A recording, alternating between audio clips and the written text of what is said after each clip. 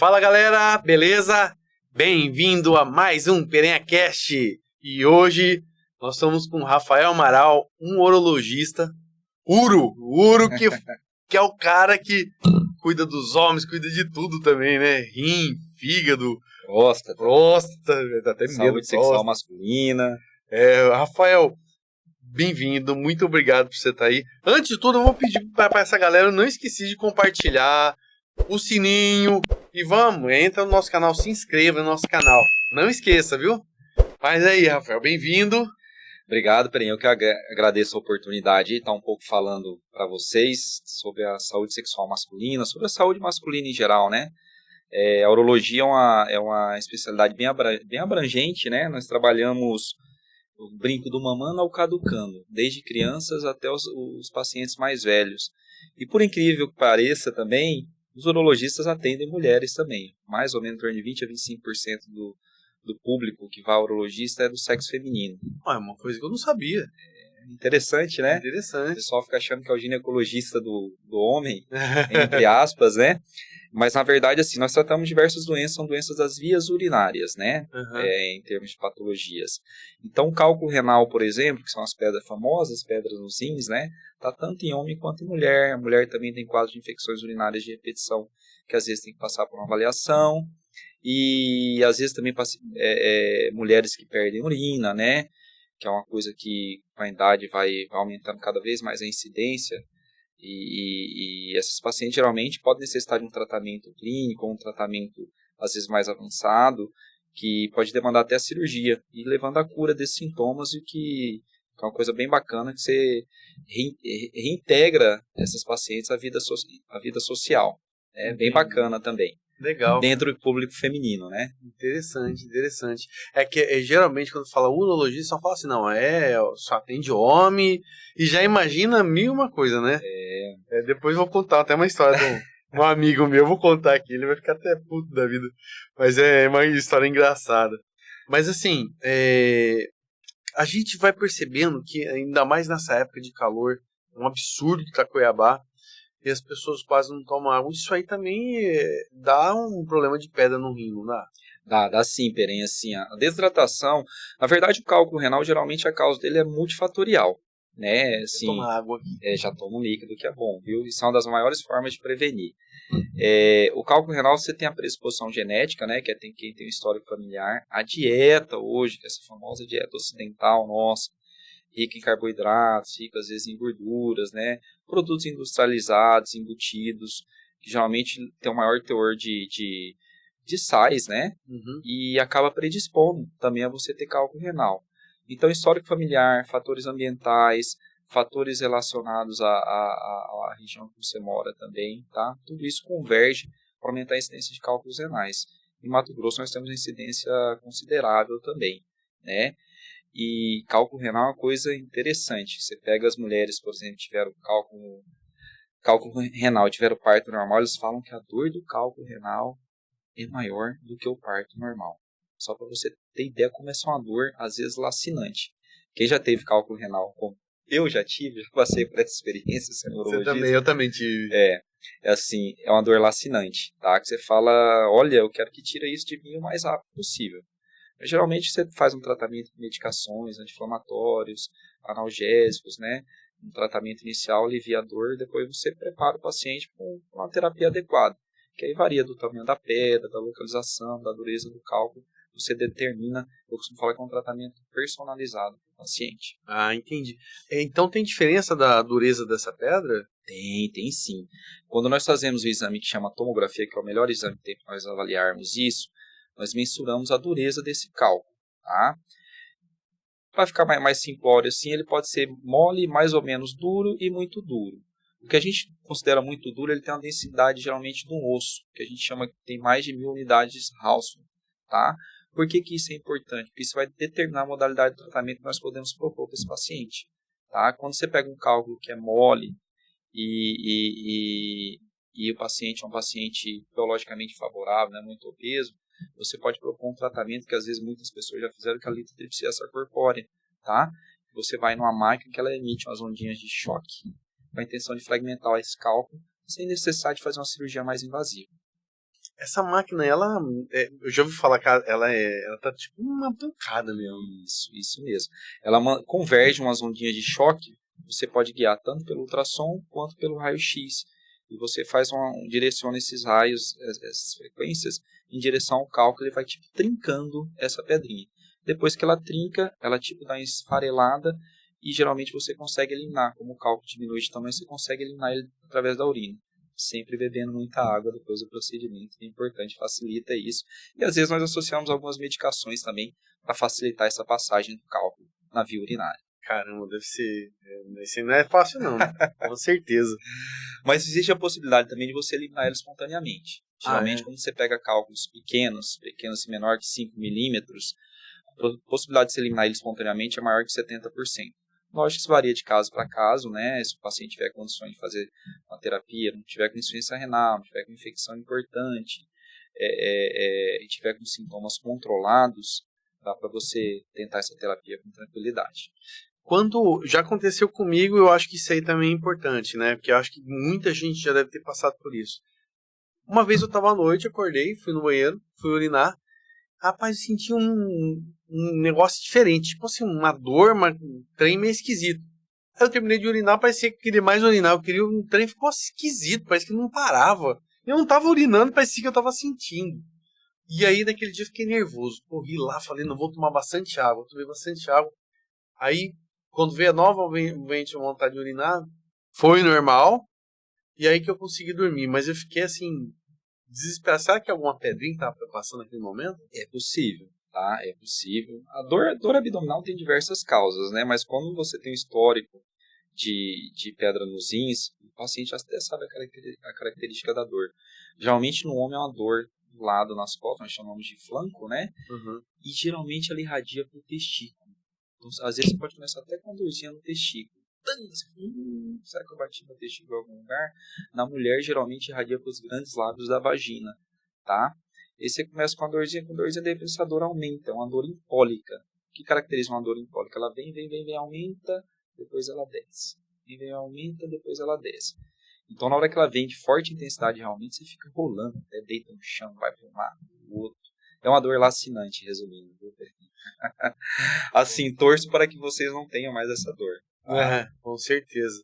E é interessante, assim, que por mais que a pessoa passa por isso, né, tem essa dor, tudo, depois desse tratamento, o que a pessoa tem que fazer para ela não voltar a ter isso aí? É só a alimentação que tem que mudar e muita água? Ou às vezes a pessoa ela tem a predisposição a formar esse cálculo?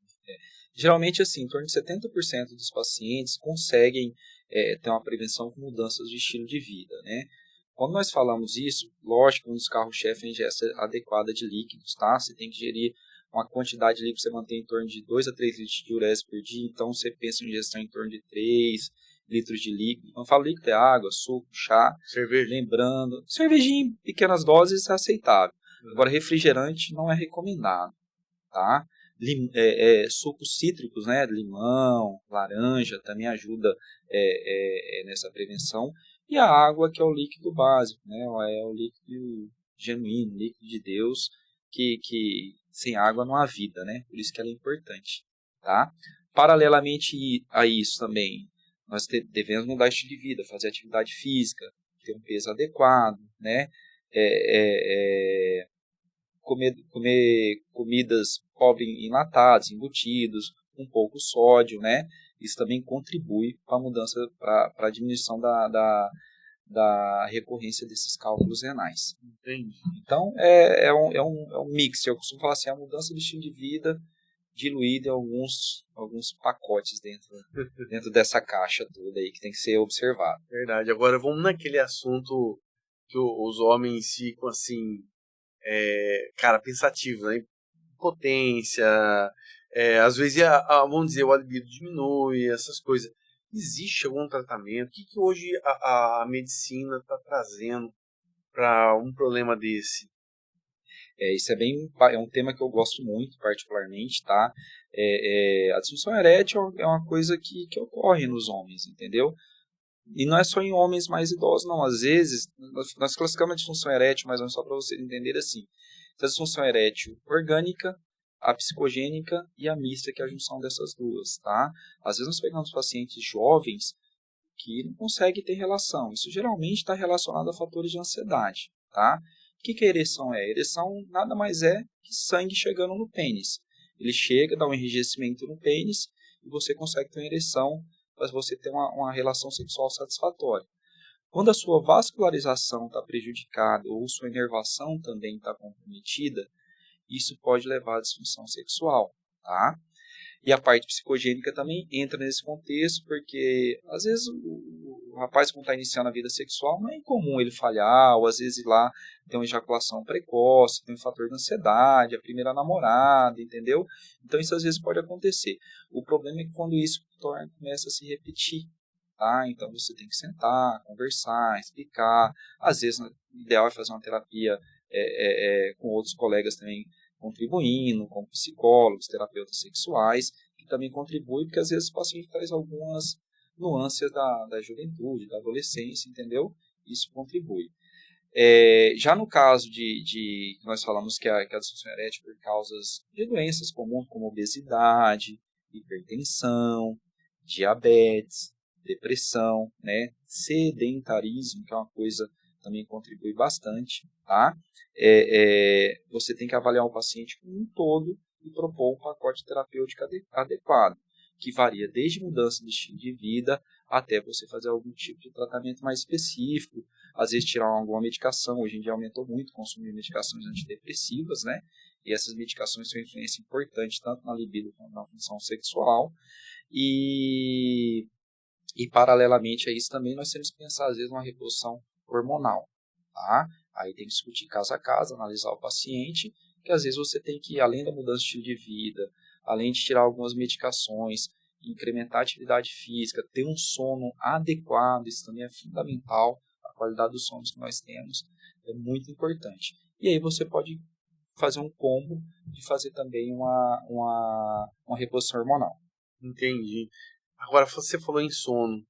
Essa vida de nossa de hoje em dia. Hoje mesmo, 2h30 da manhã, eu acordei e não dormi mais. Tô aqui. E você tá bem agora? Tô nada, cara. Hoje chegou na hora do almoço, perto da hora do almoço, eu comecei a tremer, me deu uns trem ruim. E aí eu falei, não, eu vou pra casa, nem vou almoçar. Deitei e dormi um pouco. Aí foi quando eu melhorei. Mas assim, eu vejo que assim, eu tenho às vezes assim, essa situação de ansiedade, trabalho, muito estresse, tudo, né? Eu sou o tipo de pessoa que eu não gosto de tomar remédio. Mas eu penso o seguinte, às vezes, quando eu entro a fundo numa atividade física, meu sono melhora, eu sinto que eu melhoro muito, entendeu? E eu acho que é bem por aí, esse que é o caminho mesmo, né? Começa por aí, viu? Porém, assim, o sono é importantíssimo, é a noite que o nosso organismo se recupera, que tem o início da produção de alguns hormônios, que vai preparar você para o dia subsequente, para o outro dia. Por isso tem hormônio que lá, se você não dormir direito... Tem pico de testosterona às vezes de madrugada, né?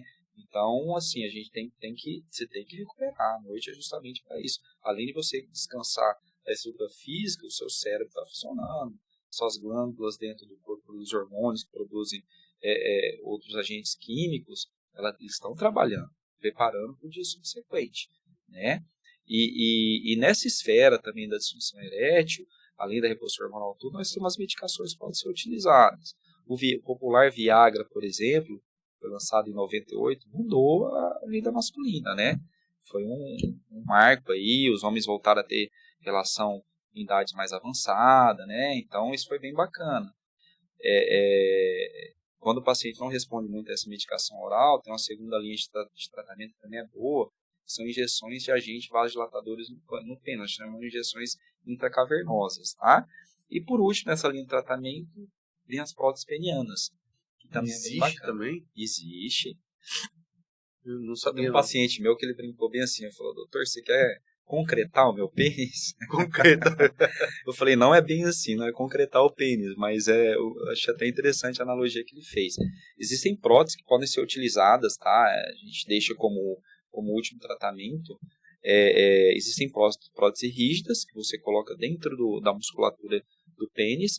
Existem próteses semi-rígidas também, que são mais flexíveis. Existem as próteses infláveis, A mais utilizada hoje é com 3 componentes. Na verdade, esse pumpzinho ele vai bem no testículo. Mas então, tem mesmo, você tem que ir apertando? Tem. É uma prótese de um valor considerável, né? Uma prótese dessa hoje aí varia aí de 60 a 90 mil reais em termos de custo. Só que para o paciente é bom, porque quando você não está utilizando, você aperta um dispositivo que vai no testículo aqui, ela murcha, ela esvazia. É um mecanismo hidráulico. Eu achava que não existia isso. Existe. Eu já vi na internet, mas eu não sabia. É bem bacana. Miguel ali tá morrendo de rir. Mas Tá pensando no futuro, Miguel? Ainda tá longe.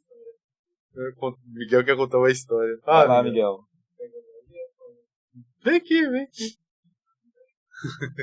Esses meninos de 18 anos, né? Aí, Miguel.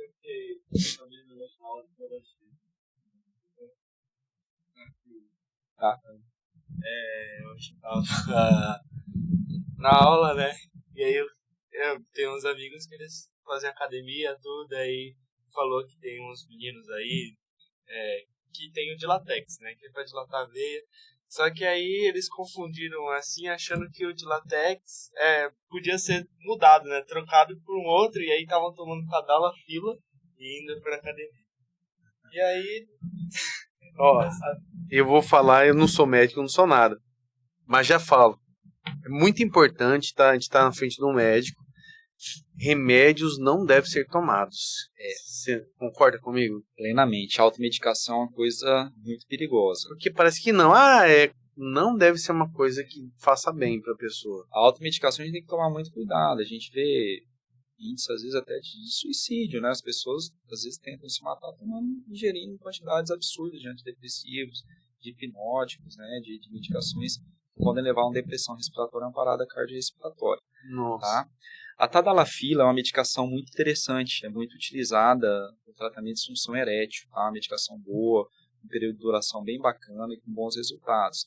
Ela tem uma dosagem que você toma sob demanda. Sob demanda é quando você vai tomar no dia que você for namorar. E tem uma na dosagem menor, na dosagem de 5 miligramas, que geralmente você toma continuamente para ajudar, entendeu? Nós usamos em diversas áreas na urologia, às vezes paciente com aumento benigno da próstata, com quadro de disfunção erétil, a gente utiliza também para tratamento de disfunção erétil, para reabilitação pós-tratamento de câncer de próstata. E, como o Miguel falou, isso começou a ser utilizado. Eu sei disso, tem um colega que faz academia até comigo, ele chegou para mim e falou, olha, não está na fila 5 miligramas, porque ela é um vasodilatador. A classe dela é inibidor de 5-fosfodiesterase, ela ajuda na produção de óxido nitroso, que é um vasodilatador. Quando você vasodilata, você chega mais sangue, entendeu? Então você consegue ter uma ereção mais rígida. E muita gente toma, às vezes, também para ficar com aquelas veias aparecendo, na hora que vai malhar, entendeu? Mas a gente tem que tomar muito cuidado, né? Nosso organismo... Às vezes a pessoa tem um problema que ela não sabe. E aí é a hora que o bicho pode pegar. Justamente. E assim, uma pausa aqui para tomar água. Vamos nessa. Essas medicações são interessantes, mas nosso organismo é muito inteligente, entendeu? O organismo humano é muito inteligente, ele sabe identificar às vezes uma agressão, entendeu? E ele vai ter uma resposta, tá? Ou então tem a parte que você pode ficar dependente psicologicamente. Às vezes seu organismo está bem tranquilo, só que você cria no seu inconsciente emocional que só vai funcionar a coisa se você estiver tomando aquela medicação, porque depois você não consegue ter uma relação satisfatória com a sua namorada, com a sua esposa, entendeu? Então a coisa nós temos que utilizar com muita parcimônia, com muita moderação. E você vê que eu tô falando isso porque eu vejo que esses jovens de hoje estão até inclusive tomando Viagra, essas coisas que eu acho que não há nem necessidade, tomando remédios que não tem, eles querem ter uma desenvoltura maravilhosa. Acho que assim, a experiência, né, de um homem de 51 anos fala que isso, a experiência que faz a diferença, não é remédio, né? Porém, assim, é a busca pela alta performance, entendeu? Hoje em dia está muito, assim, as pessoas às vezes chegam, uma relação normal, você vai lá, você tem que ter eu sempre falo para os pacientes, você tem que trabalhar muito bem as preliminares, né? O sexo não é só o ato sexual em si, né? Você tem um beijo, você tem um tato, tem um abraço, tem um carinho, né? Então, tudo isso corrobora para você ter um ato sexual satisfatório, tanto para você quanto para sua parceira, tá?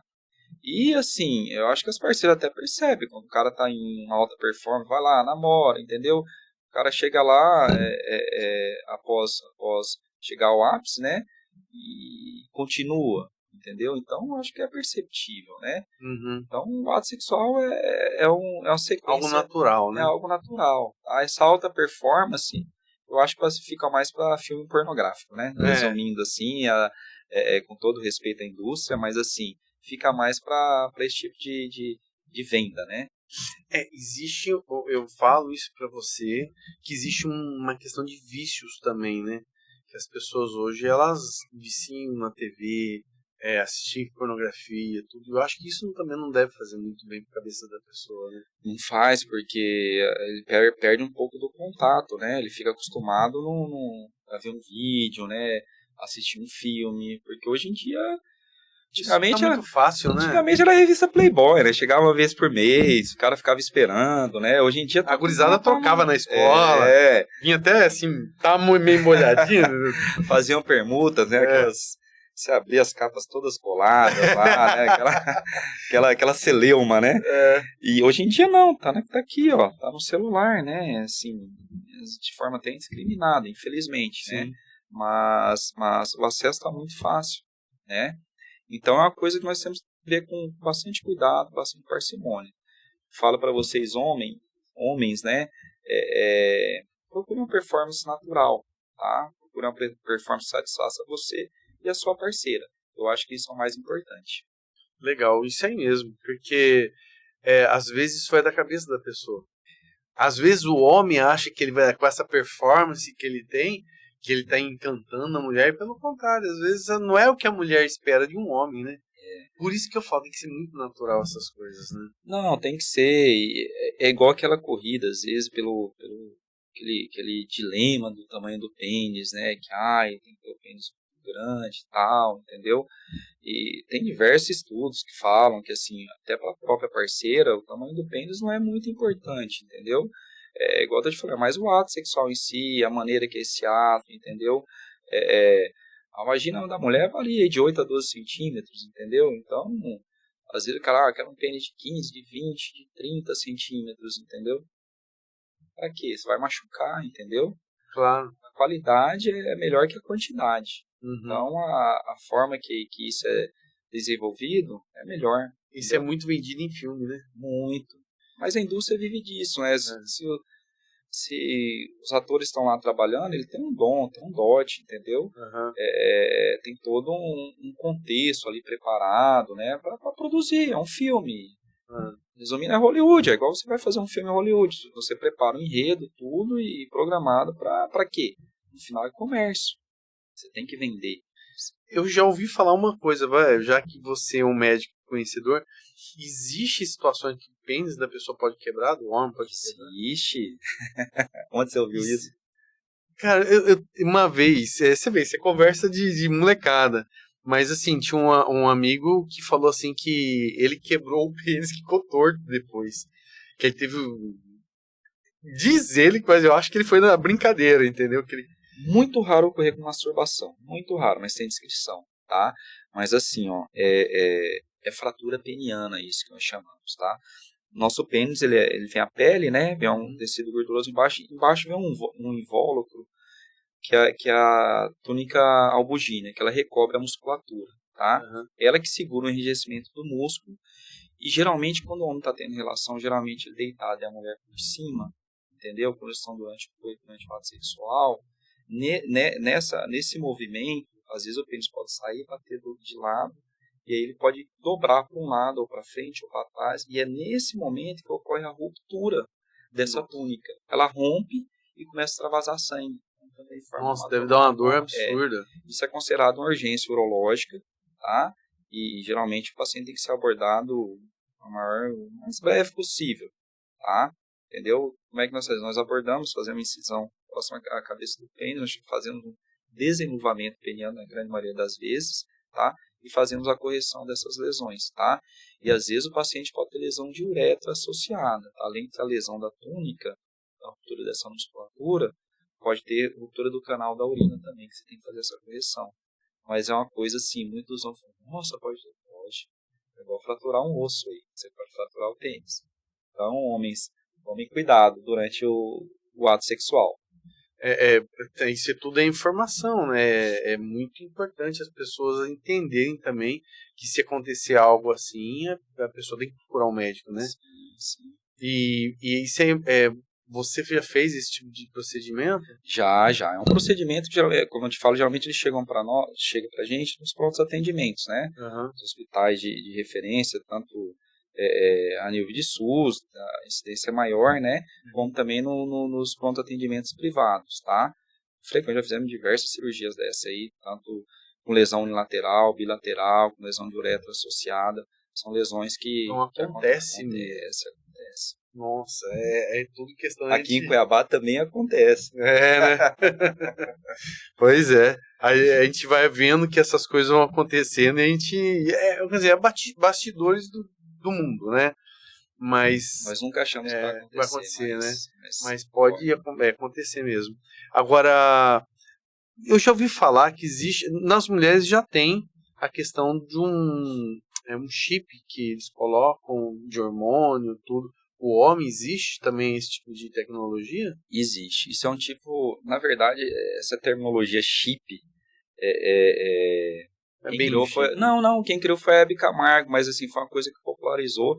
A sociedade nem recomenda nós falarmos chip, né? É um implante hormonal, na verdade. Hormonal. Isso. O que são? São tipo uns cilindros de testosterona que são colocados, tá? O que é interessante dessa questão do chip?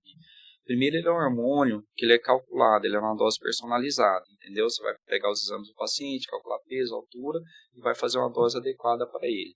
Segundo, ele tem uma duração maior, geralmente que as injeções. Só fazendo mais ou menos quais são as formas de reposição hormonal que nós temos, né? Nós temos as injeções intramusculares de curta e de longa duração, né? Nós temos os géis, temos adesivos, né, que são os PETs também que podem ser utilizados. Saíram também adesivos intranasais, gengivais, mais recentemente até intranasal. Temos os comprimidos que eram utilizados antigamente, mas os comprimidos geralmente têm um problema que ele tem um metabolismo que passa pelo fígado, então perde um pouquinho do efeito. E aí nós temos os implantes hormonais também, e mais recentemente saiu uma medicação oral de absorção linfática, que é uma coisa que vem prometendo aí bons resultados. Mas o problema disso é você ter aquela rotina de ficar tomando a medicação. O implante, você, através de uma pequena incisão de 7 a 8 milímetros, tá? Você faz essa incisãozinha através de um trocáter específico, você coloca, eu costumo falar que são as sementinhas de testosterona. No homem é colocado também aqui na região do flanco e nas mulheres na região do glúteo, de acordo com o que o médico indicar, se é testosterona, se é estriol, ou no caso das mulheres, né? No homem geralmente mais implante de testosterona. Existem outros implantes que são difundidos, mas ainda não tem aprovação ideal para fazer. Mas quais são as vantagens da testosterona, né, no homem, né? Assim, ela melhora auxiliando o ganho de massa muscular, auxilia a perda de massa gordurosa, fortalece os ossos, né? Estabiliza o humor. Às vezes, paciente com sintomas de depressão, você recupera esse paciente de sintomas de depressão, né? Ela auxilia também na melhora da libido e na função sexual, tá? Então, o hormônio, eu costumo falar que é o hormônio masculinizador. Testosterona é vida. Rafael, todo mundo pode tomar testosterona? Existe os caras na década de 30 ganharam até prêmio Nobel com isso, falando que a testosterona causava câncer de próstata. Ficou por mais de 70, 80 anos essa crença, né? Todo mundo tinha medo de utilizar, não usa testosterona, vai dar câncer de próstata. Posteriormente, existe um pesquisador americano que é um dos caras que mais estuda testosterona no mundo, chama Abraham Morgentaler. Esse cara fez diversos trabalhos já no mundo comprovando que a testosterona não gera o câncer de próstata em si. Então a teoria, a gente chama de teoria da saturação, que existe até num determinado volume da testosterona no nosso organismo, ela satura as células da próstata que você não consegue estimular mais, entendeu? Então até paciente com câncer de próstata já tratado e já com tempo de segmento que realmente está curado, às vezes você pode implementar uma reposição hormonal, tá? Quais são essas... Quem que não pode fazer reposição hormonal ainda, porque ainda é um embate na comunidade médica Importante. Paciente com câncer de próstata em atividade, paciente com câncer de mama, tá? Homem também pode ter câncer de mama. Paciente que ainda deseja ter filho, porque a reposição a longo prazo ela funciona como anticoncepcional, tá? E paciente que tem nível de hematócrito um pouco elevado no sangue, geralmente acima de 54%, tá? Existem outras contraindicações relativas, mas isso é bom ir conversando com o médico, eles explicando para vocês detalhadamente, tá? Mas a reposição hormonal é uma coisa muito bacana, muito interessante, desde que bem indicada e acompanhada quando você está fazendo esse tipo de procedimento. E como que a pessoa percebe que ela tá com esse hormônio baixo? Geralmente aquele paciente com cansaço, indisposição, irritabilidade, perda de massa muscular, ganho de massa gordurosa, né? Libido baixa, perda daquela ereção matinal, que a gente tem geralmente pela manhã, o pessoal fala que é ereção do mijo, tá? Aquilo lá é normal? Não é normal, tá? É um dos indícios que seus níveis de testosterona estão baixos. Não, que você tem que ter todo dia. Não todos os dias, né? Mas é uma coisa que tem que acontecer ali com certa frequência. Opa, tá boa, tá entendeu? tudo bem. E é uma das primeiras coisas que geralmente a gente começa a perder. Aquele paciente, às vezes, com aquele testículo caidão lá embaixo, entendeu? Também é um dos sintomas de chamamos de deficiência de testosterona ou hipogonadismo masculino, ou andropausa também. Meu celular tava ligado aqui. Que é o nome mais comum dos pacientes entenderem melhor. Entendi. Desculpa, viu? É que esqueci de colocar no modo avião. E ele dá um berro assim pra dar um susto na gente mesmo. Pra nós acordarmos. Apesar que o papo tá muito bom, eu acho que tá bem interessante. É verdade. Mas então, é muito importante a gente saber, às vezes, esses parâmetros, porque eu falo isso uma coisa, as mulheres, elas se cuidam muito mais que os homens.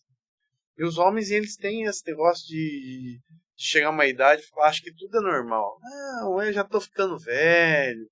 Eu conheço, porque eu tô chegando nessa idade e falo que tem uma galera que fala assim, já não faço mais, e já tô ficando velho. Mas na verdade não é isso. Nós temos que estar sempre antenado. Porque se a gente não tá no equilíbrio, né, também deve ter alguma coisa que vai afetar ali na frente, não vai? Você falou uma palavra que eu gosto muito. Equilíbrio. Isso é importante, tá? Costumo falar assim, tem um autor que eu gosto muito, que é o Paulo Vieira. Ele fala que tem a roda da vida, né? A roda da vida, mais ou menos, da gente são 11 pilares, e esses pilares têm que estar em harmonia. Família, filhos, esposa, vida social, a nossa saúde, vida financeira, parte educacional, trabalho, emocional e espiritual. E tudo isso tem que andar em harmonia, né? Não adianta você estar muito bem numa parte e na outra não. O equilíbrio é uma palavra, para mim, fundamental. Acho que é isso que nós temos que buscar, tá? Esse equilíbrio, eu costumo falar assim, nós temos um tripé que eu gosto de trabalhar bastante. Eu falo até que é um tripé com 4 tripé de cadeira, né? Virou uma cadeira já. Eu falo assim, um sono adequado, atividade física, dieta balanceada, tá? E hormônios na dose certa. Isso é fundamental para nós buscarmos longevidade, tá? É importantíssimo. Em termos de inteligência emocional, tá? Nós não ficarmos nos preocupando com coisas fúteis, né? A gente pensar mais em ser do que ter, entendeu? A gente fazer o bem, nos perdoarmos, né? Essa parte emocional é fundamental. Hoje as grandes empresas contratam as pessoas pelo... Lógico que é importante ela ter uma parte técnica bem conduzida, bem milimetrada, né? Mas às vezes você pega um cara que é muito bom tecnicamente, mas ele não sabe liderar, entendeu? Ele não sabe envolver os seus colaboradores, entendeu? Ou não sabe, na primeira crise, já não sabe gerir essa crise. Então a inteligência emocional hoje é muito importante, é fundamental para a saúde física e emocional. São assuntos bem interessantes também que eu acho que vale a pena. Que legal, é verdade, né? Porque a gente leva para a vida isso, né? E a gente vai passando, a gente vai vendo as pessoas, a gente começa a reparar depois de uma certa idade e uma experiência de vida que às vezes a pessoa tá perto de você, o jeito dela se portar, você percebe do emocional dela, se ela tem, não tem. E é até difícil num relacionamento de negócio. Às vezes a gente fica com medo, né, de fazer um relacionamento de negócio com uma pessoa desestruturada, né? Então você vê, é tudo. Por isso que o equilíbrio é importante, né? É o conjunto da obra, né? É Nós verdade. temos que andar assim, temos que buscar o equilíbrio, né? Lógico, assim, todos os dias nós escalamos, subimos montanhas, chegamos ao topo, descemos as montanhas e a vida vai fazendo de ciclos, né? Mas nós temos que buscar sempre o melhor de nós, né? Não o melhor do outro, é o melhor de nós também e torcer pelo melhor do outro também. Verdade. É importante. Quem deseja bem, atrai o bem para você. Entendeu? Quem deseja mal, atrai o mal. Né? Verdade. A verdade liberta, a mentira aprisiona. Né? Então isso é uma coisa muito importante. Isso é uma história de vida mesmo. Agora eu queria falar sobre um assunto sobre hoje existe a robótica nas cirurgias, né? E você é um especialista nisso. Sim, somos sim. Esse é um assunto que eu gosto bastante também. E nós tivemos o privilégio aqui em Cuiabá. Vou falar o Grupo Santa, que é o Hospital Santa Rosa, tá? Claro. Tiveram essa visão de mercado, essa visão empreendedora, e trouxeram o robô para Cuiabá. Você pega eu brinquei e falei que é o robô do oeste do país, porque se pegar uma linha de fronteira, assim, não tem nenhum robô tão próximo quanto o nosso. Acho que tem um robô em Londrina, que está um pouquinho afastado, eu acho que é no Rio Grande do Sul. Tá? Então esse robô é o robô do interior, realmente. É um investimento importante, tá? Que antigamente, como que nós fazíamos? Geralmente levávamos os nossos pacientes aqui para operar fora, ou São Paulo, ou Brasília, né? Você tinha deslocamento, né? Tinha um custo que tornava-se mais alto, mais oneroso, tá? E isso, com a chegada do robô aqui, proporcionou um divisor de águas na cirurgia no Mato Grosso e em toda a região, tá? E o que é o robô, né? O pessoal fala, gente, como é que é esse robô? Que é? O cara vai estar um robozinho lá, tipo aquele Tectoy, agora foi minha vez, perdão. Tipo um Tectoy que vai operar, que vai ficar mexendo em mim lá dentro. O robô é uma interface, na verdade, entendeu? Na verdade, ele é composto por 3 componentes, né? Ele tem um console do cirurgião, que é tipo uma cadeira onde ele senta, e falando do robô mais comum, que é o que nós temos aqui, que é o X, que é o mais difundido no mundo. Hoje em dia surgiram mais outras plataformas robóticas que estão em expansão. Isso é bom que caiu o custo também, tá? Mas o robô da Intuitive é o mais de 20 anos no mercado, é o mais consolidado. E é o que nós temos aqui em Cuiabá. Então você tem um console do cirurgião, onde você senta e tem tipo uns comandos que você... Joystick. Não chega não é um joystick. São umas alças aqui que você controla com esses 2 dedos. Aí varia, tem cirurgiões mais antigos usam o indicador e o polegar, e os outros o polegar e o dedo médio, né? E aí você controla aqui os braços do robô dentro do paciente, e no pé tem uns pedais que você controla, você cauteriza, você corta, você aproxima a câmera, recua a câmera. Tem diversos dispositivos que você pode utilizar durante a cirurgia, né? Então, esse console eu fico do lado do paciente, né, operando, numa sala, eu vou ficar num canto, tendo visão sempre do campo cirúrgico. Aí, acoplado ao paciente, vai o robô propriamente dito, tá? Que é uma torre composta por 4 braços. Esses braços nós vamos acoplar no paciente, né? Aí vai ficar uma câmera, e os outros 3 bracinhos são instrumentos de trabalho, né? E lá do lado do paciente fica o auxiliar, que é outro colega, no meu caso, que é o urologista, tá? E às vezes geralmente a gente trabalha com mais 2 auxiliares lá, mais o instrumentador. E além do anestesista. Então a cirurgia é muito segura. E o terceiro item dessa compulsão do robô é uma torre, né? Onde vai também a unidade eletrocirúrgica, fica uma torre, fica um vídeo, fica um insuflador que vai insuflar o gás para nós realizarmos a cirurgia com sucesso, tá? E a urologia está na vanguarda da cirurgia robótica, tá? Assim, o procedimento mais realizado no mundo hoje é a prostatectomia radical, que é a cirurgia por câncer de próstata, tá? Qual que é a vantagem dessa cirurgia? Nós temos diversas modalidades de tratamento do câncer de próstata, vai desde a observação, passando por radioterapia e a cirurgia. Nós temos a cirurgia aberta, a laparoscópica e a laparoscópica assistida por robô. Qual que é a grande vantagem da laparoscópica? Quando feita por profissionais treinados e habilitados, tá? Lembrando assim, eu gosto de fazer uma analogia, o cirurgião robótico, ele passa por um treinamento importante, tá? No meu caso, eu fiz uma especialização, eu fiquei 1 ano fazendo especialização no AIS em São Paulo, fiz a certificação, tá? Depois você vai passar por um período que você vai fazendo um treinamento com o próprio, que é um professor. Eu costumo falar que é como se estivesse tirando um brevet de um avião. Você vai lá, faz a certificação, depois vai adquirindo suas horas de voo para você poder pilotar sozinho esse instrumento, tá?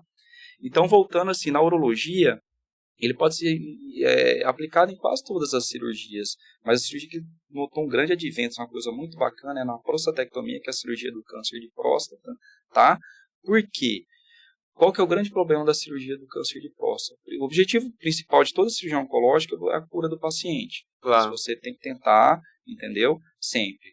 Depois você tem que tentar deixar o paciente continente, tá? Que ele não ficar perdendo urina. Geralmente perde no começo, mas vai recuperando gradativamente. Com a robótica, essa continência precoce diminuiu muito, tá? E terceira, você tentar preservar a potência do paciente, se o paciente se enquadrar em critérios que você tem que fazer preservação. Às vezes é um tumor mais invasivo, você tem que ressecar tudo mesmo, tá? Mas a robótica te dá uma visão muito melhor que uma visão tridimensional. Você consegue identificar melhor as estruturas, os nervos, né? Os vasos, as cápsulas que recobrem, os gânglios que você tem que dissecar. Tem uma precisão fantástica. Precisão muito fantástica, muito bacana. E os instrumentos são mais delicados. Os instrumentos, eles são melhores do que a mão do cirurgião lá dentro, porque ele tem 7 liberdades de movimento. A PC entra lá e ela simula como se fosse o punho do cirurgião, numa unidade bem menor, né? E você consegue fazer uma reconstrução posteriormente bem mais satisfatória do que você faria numa cirurgia aberta ou numa cirurgia laparoscópica. Então, os resultados funcionais, os resultados oncológicos são similares entre as 6 técnicas, mas os resultados, já tem trabalhos bem mais recentes que mostraram que a robótica ela é melhor na continência e melhor também na preservação da função sexual no pós-operatório, tá? Quando nós partimos para a parte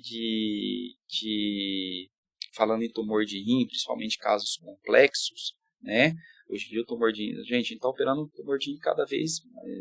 Eu operei paciente de 45, 43 anos esse ano, então assim, é uma lesão que está sendo diagnosticada cada vez mais cedo, né? Por diversas causas, né? Antigamente, quando você tinha um tumor de rim, nós temos 2 rins, né? Rim direito e rim esquerdo normalmente. Se a gente tirar um rim, a gente vive normalmente. Antigamente fazia-se a nefrectomia, tá? Cheguei lá, tirava o rim inteiro e pronto. Só que você ficava muito dependente de um rim só. Hoje em dia não, com o advento da robótica, na laparoscópia também já começou isso, e na aberta também já tinha isso. Você começou a tirar só um pedaço do rim e preservava a unidade renal. Só que com a robótica, se tornou-se uma cirurgia menos invasiva, né? Se através de 4, 5, 6 furinhos, você entra, faz a cirurgia, resseca, preserva a unidade renal, reconstrói ali os pontinhos com pontos internos onde você tirou esse tumor, e o paciente fica bem, vai de alta no outro dia. Não dá hérnia, não significa que aquela dor crônica no pós-operatório, e uma cirurgia oncológica extremamente satisfatória. Nossa, que fantástico. Eu me empolgo quando eu vou falar de robótica. Mas claro, poxa, vamos dizer, é uma arte. É uma arte. É uma arte, porque você está fazendo algo assim, eu sou da área da tecnologia, mas tudo que você faz com precisão, né, ela te dá um resultado melhor, né? É muito legal, fiquei impressionado mesmo. Hoje tem uma situação, eu até conheço uma pessoa que tem, que a próstata, uma pessoa não tem câncer, mas ela incha. Isso. E o que fazer nessa situação? Esse quadro, geralmente, não é câncer de próstata, é um quadro de hiperplasia prostática benigna. Isso. Aumento benigno da próstata. É uma coisa geralmente inerente à idade, predisposição familiar, entendeu? Se nós chegarmos a 80 anos de idade, 80% de nós vamos ter algum grau de hiperplasia, tá? É um aumento benigno. O que vai determinar se você vai ter que fazer algum tratamento? Se o paciente tem sintomas. Às vezes você pega o paciente com próstata pequena, que ele tem sintomas tão importantes, entendeu? Quanto o paciente com a próstata muito grande, tá? E ao contrário também é verdadeiro. Às vezes você pega um paciente, próstata normal em torno de 30 gramas, tamanho de uma noz, geralmente, tá? Às vezes você pega um paciente com a próstata tamanho de uma laranja, e o paciente bem. Tem diversos pacientes assim. Não, doutor, estou bem, urinando bem, não acordo à noite fazer xixi. Fala um aumento da frequência. Não, doutor, não tem urgência miccional, não. Urina quantas vezes no dia? 2, 3 vezes, não sente nada. Entendeu? Então, o fator determinante de você fazer um tratamento no quadro de aumento benigno da próstata, que é o HPB, são os sintomas. Aí, o tratamento pode ser observação, pode ser terapia medicamentosa, que evoluiu muitos medicamentos no decorrer dos anos, e hoje em dia assim, diminuiu-se muito a indicação de cirurgia. Hoje a cirurgia é mais restrita para aqueles pacientes que não responderam bem à medicação, ou que têm efeitos colaterais à medicação, ou que a doença já trouxe uma repercussão importante para os rins, para a bexiga, né? Aí você indica a cirurgia para fazer a retirada dessa... O paciente às vezes está usando sonda, né? Uhum. Ele faz retenção urinária, vai lá, passa uma sonda, e aí tenta tirar a sonda, ele não consegue urinar, passa a sonda novamente. Aí você não vai deixar o paciente sondado. Você entra, faz a cirurgia por robótica, também nós fazemos. Isso que eu ia perguntar, faz essa cirurgia também robótica? Faz. Essa cirurgia tem 3 cirurgias assim que hoje são mais feitas, tá? Tem a RTU de próstata, que você entra pelo canal do xixi, vai lá e faz essa raspagem. Geralmente é indicado para próstata até 80 gramas aí, tá? E nós temos também a robótica hoje em dia, nós podemos fazer geralmente para próstatas maiores que 80, 100 gramas. E temos também o ROLEP, tá? Que é o laser que nucleia essa próstata, que também é bem interessante, tá? É uma tecnologia relativamente nova também e que proporciona também excelentes resultados no pós-operatório. E tem também a cirurgia aberta, que é a cirurgia tradicional, que geralmente para próstata também maiores que 80 gramas, mas geralmente fica mais restrita a nível de saúde pública, né? Onde você com custo mais barato, você consegue atender mais pessoas, né? Mas eu sempre falo assim, eu gosto muito de tecnologia em cirurgia. Eu acho que nós sempre temos que oferecer o que tem de melhor para o paciente, entendeu? Independente de onde ele esteja. A gente tem que pôr todas as cartas na mesa e falar, olha, nós temos isso, isso e isso disponível. A escolha agora é sua. Entendeu? E lógico, eu tenho que sentar e falar tudo, os riscos e os benefícios de cada procedimento em si, e aí a gente tomar uma decisão em conjunto. Claro. É até assim, às vezes a gente fala não por desconfiança no médico, mas quando você tem um problema, às vezes você tem que também colher informações com outros especialistas, né? Até para você saber dosar aquilo que você pode decidir numa hora de uma cirurgia, que é muito importante na vida da pessoa, né? Eu tenho assim, eu sempre falo aos pacientes, eu tenho um valor muito importante que é a segurança. Para mim, a segurança do paciente é um valor que eu não abro mão, tá? Sim. Não me incomode se o cliente quiser ir, olha, eu quero pegar uma segunda opinião. Às vezes eu até falo, olha, vai lá, se quiser pegar uma segunda opinião, fica à vontade, entendeu? Eu acho que isso é importante, você dar tranquilidade, entendeu? Tem que passar, é a você segurança. Tem que passar, entendeu? Isso é um valor que eu não abro mão. E também não vou fazer uma coisa que eu acho que superindicar, por exemplo, o procedimento, entendeu? Então, eu sempre sento o paciente e falo, olha, esse procedimento é assim, assim, assado, pode dar isso, isso, isso, aquilo, entendeu? Ah, doutor, mas vai acontecer comigo? Não, a incidência é 1 em 100. Mas se vai acontecer com você, você vira o 1, né? Sim. Os outros 99 não. Então, você sempre tem que estar ciente. Lógico, nós vamos cercar todos os cuidados, para evitar qualquer coisa que saia do normal, né? Buscando sempre a segurança e sempre pleiteando os bons resultados cirúrgicos também, cirurgia de excelência. Isso é muito bacana. Muito bom. Rafael, nós falamos aqui quase 1 hora. Rapaz, passou rápido, né? Passa rápido, né? É bem legal. Tem algum recado que você quer passar? Mais alguma informação, Rafael? Então, eu falei para você que eu gosto de cirurgias de alta tecnologia, né? Uhum. Eu tenho uma cirurgia que eu acho bem bacana também, que é a cirurgia de fimose. Fimose é o excesso de prepúcio, né? Sim. É que às vezes a pessoa não consegue retrair, ou às vezes ele tem um excesso de prepúcio, que às vezes pode dar fissuras, né? Pode dar inflamações ali naquela pele que recobre. Às vezes o paciente forma uns anéis, tem dor após relação sexual. Para esse tipo de cirurgia, nós temos a cirurgia de fimose com laser também, que é bem interessante. Nós trouxemos para Mato Grosso, fizemos um treinamento na Itália para esse tipo de procedimento, tá? Então é bem bacana, bem interessante também, oferece excelentes resultados estéticos para o paciente, tem uma menor chance de infecção também e geralmente dá menos edema no pós-operatório, tá? Então a cirurgia é bem bacana também, tá?